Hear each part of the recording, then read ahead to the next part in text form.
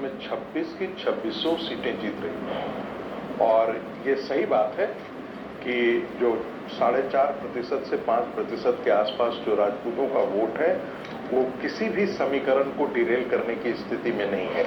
लेकिन इसका मतलब ये नहीं है कि राजपूतों को छोड़ दिया जाए और उनके विरोध को जो भारतीय जनता पार्टी है उसके प्रति असंवेदनशील हो जाए।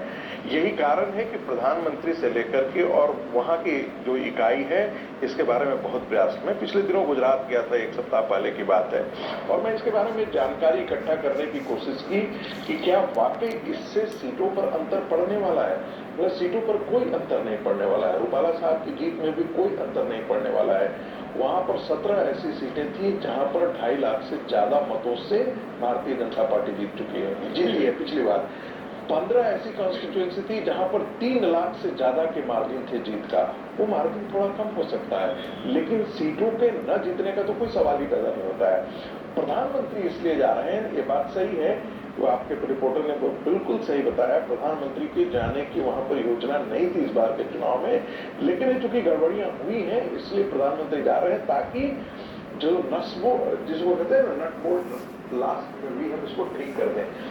मेरा एक जरूर ये है कि देखिए, मुझे ये चीज था कि पश्चिमी उत्तर प्रदेश में भी ऐसा हुआ है।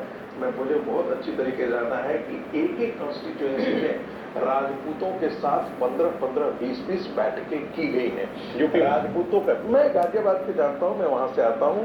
खुद राजनाथ जी के बेटे ने कम से कम एक दिन में 15-15 मीटिंग उनके साथ जाकर के किया है। ठीक है, और एक नहीं, भारतीय जनता पार्टी के कई वरिष्ठ राजपूत नेताओं को इसमें लगाया गया है।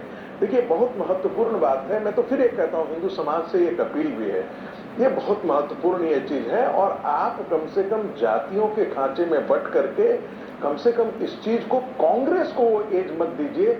इस समय जो एक ऐसे ताकत के साथ खड़ा है जिसने पूरे इस देश के इतिहास को ही बर्बाद करने का काम किया है, तो ये भी एक महत्वपूर्ण। और ये बातें ऐसा नहीं है कि उनका मतदाता नहीं जानता है, भारतीय जनता पार्टी का मतदाता भी जानता है। मुझे आपने हिंदू वाली बात की तो मुझे याद आ गया कि आजकल तो चर्चा ये चल रही है कि राहुल गांधी, प्रियंका गांधी भी राम मंदिर जाएंगे। अगर राहुल गांधी, प्रियंका